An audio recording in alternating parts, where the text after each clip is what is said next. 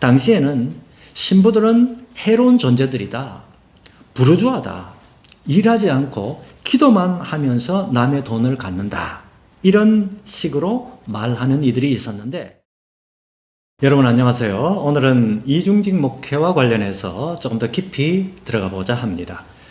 먼저 이중직 목회라고 하는 이 용어를 우리가 한번 생각해 보려고 하는데요. 북미에서는 주로 이중직, 이 bivocational 이런 용어를 사용합니다. 우리말로는 이중직이라 그러죠.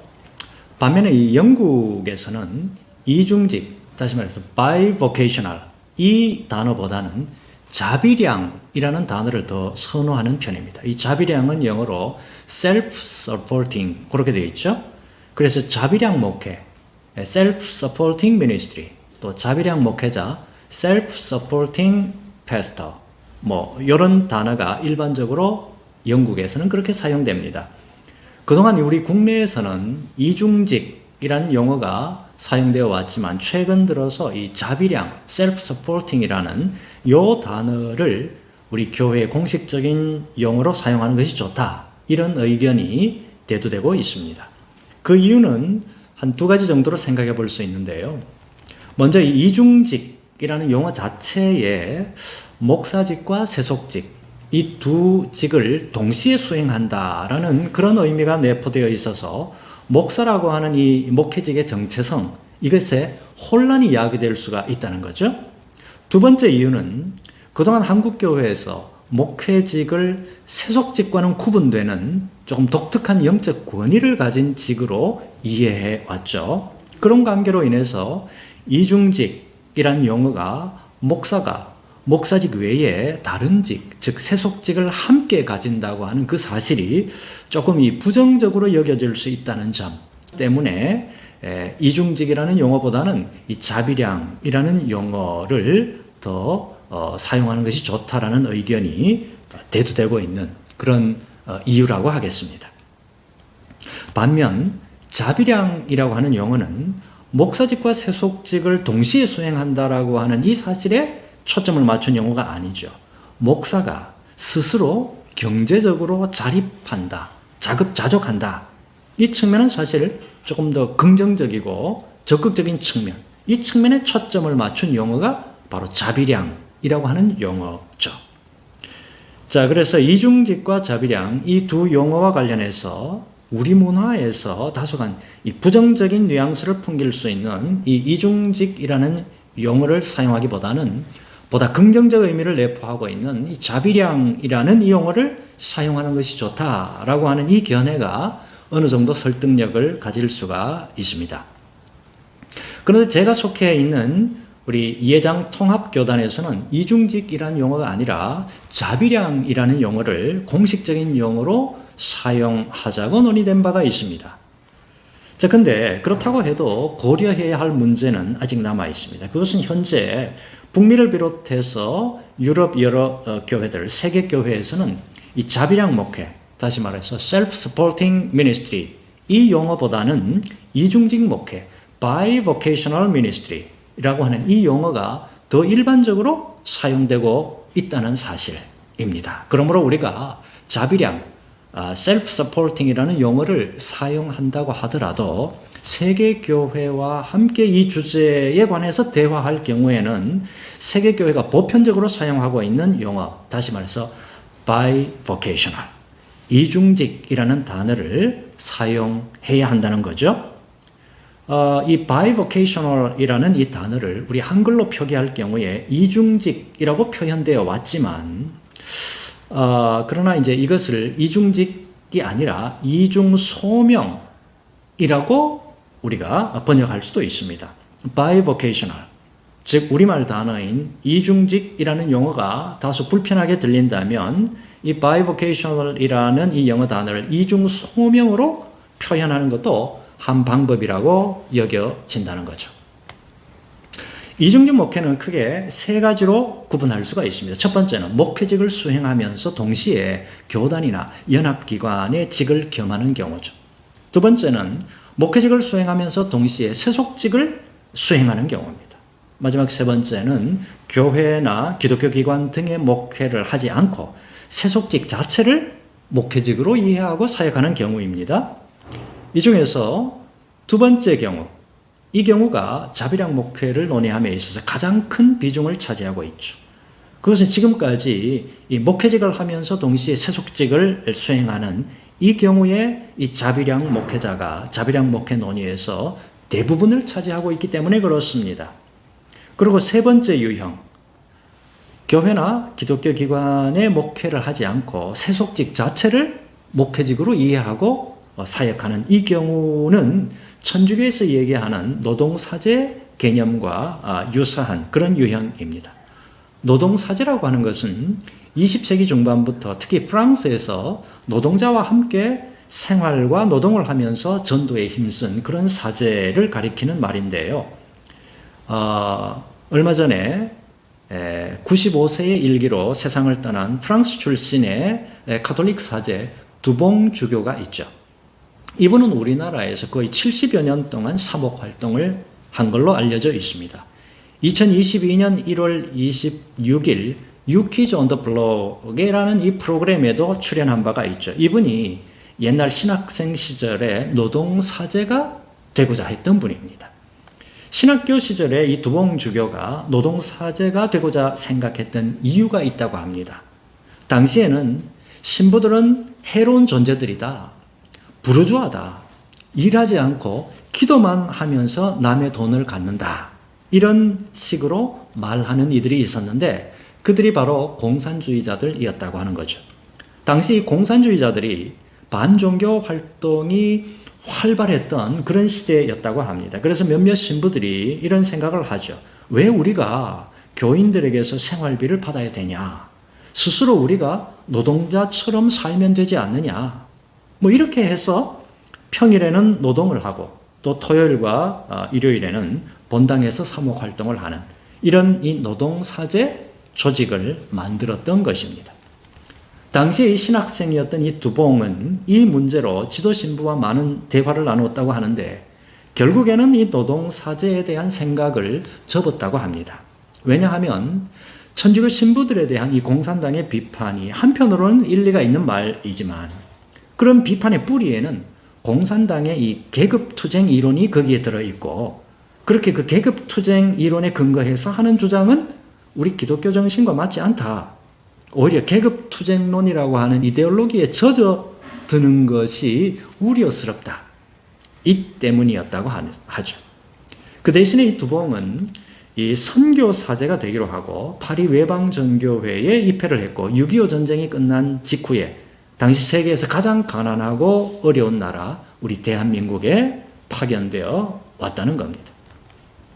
비록 천주교의 이 노동사제가 실패한 제도이기는 하지만 우리 개신교 목회자 후보생 훈련 과정에서 일정 기간 직업 현장에서 노동활동 혹은 세속직에 종사하는 것을 어느 정도 의무화할 필요가 있지 않는가.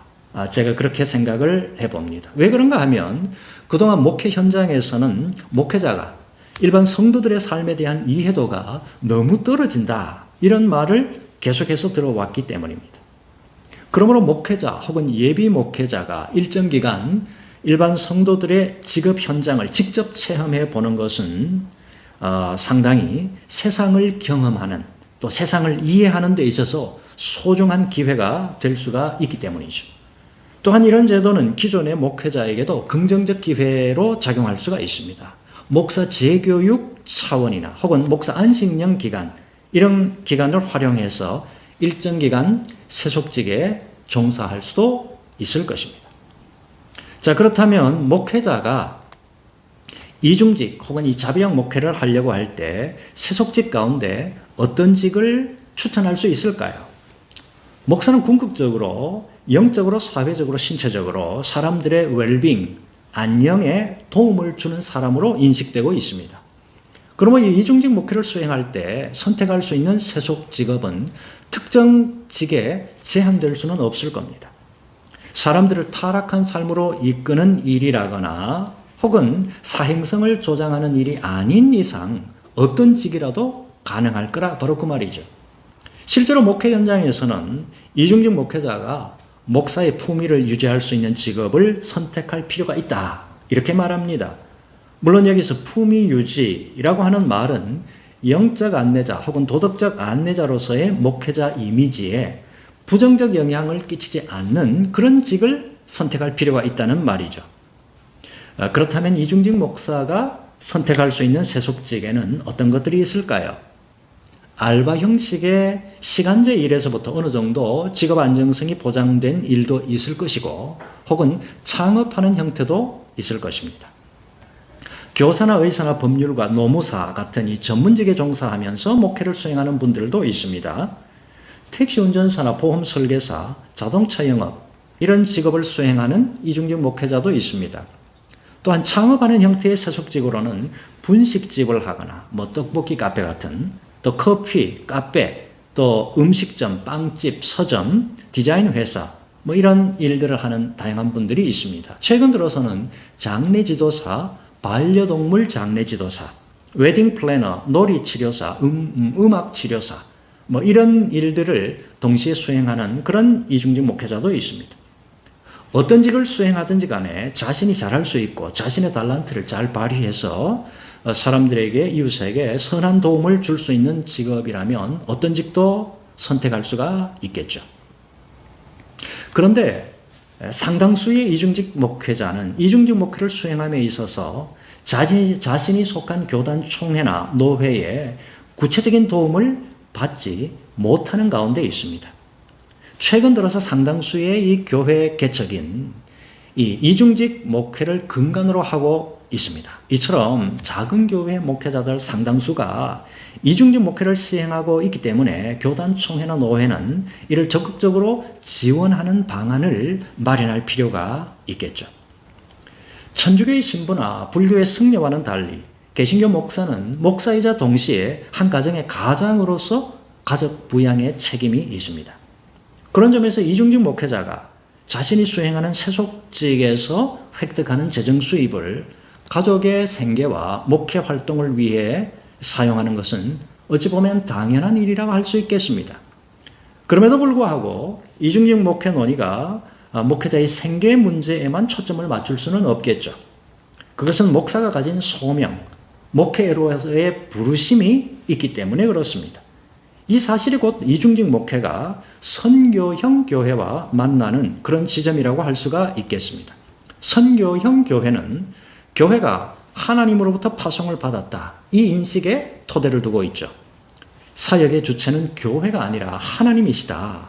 교회는 하나님의 사역에 쓰임받는 영적 기관이다. 바로 이 시각입니다. 이런 시각으로 이중직 목회를 고려하면 이중직 목회자는 단지 자신이 세속직을 수행하면서 획득하는 이 재정 수입을 가족의 생계와 목회 활동에 사용한다는 차원에서 한 걸음 더 나아갈 수가 있죠. 그것은 이중직 목회자가 세속직을 수행하면서 얻게 되는 재정 수입 및 인적 물적 네트워크를 지역이 필요로 하는 그런 사역을 수행하는 데도 사용하게 되기 때문입니다. 충남 청양에 있는 이 정산 푸른볕 교회를 담임하는 고광진 목사가 있습니다. 이 고 목사는 양계장을 운영하면서 회원제로 계란을 공급합니다. 거기서 나오는 닭똥을 퇴비로 사용하도록 마을 주민들에게 무료로 제공해주기 시작했습니다. 그러면서 마을 주민들과 소통하기 시작했죠. 이런 이 양계장 운영 방식의 목회를 필리핀에도 전수해 준 바가 있습니다. 지금은 이 이중직 목회 혹은 마을 목회의 모델로 많은 분들이 견학을 가는 그런 교회로 자리매김했습니다. 또한 장례 지도사로 유명한 이춘수 목사가 있습니다. 이 목사는 탐험하는 교회를 사역하면서 오롯이 상조 그리고 오롯이 서재 이것을 동시에 운영하고 있는데요.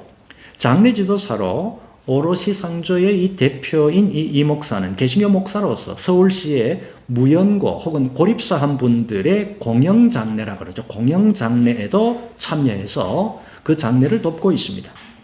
그리고 오롯이 서재 역시 책을 매개로 해서 음악회, 전시회, 플리마켓 이런 다양한 문화 활동을 지역민들에게 제공하고 있습니다.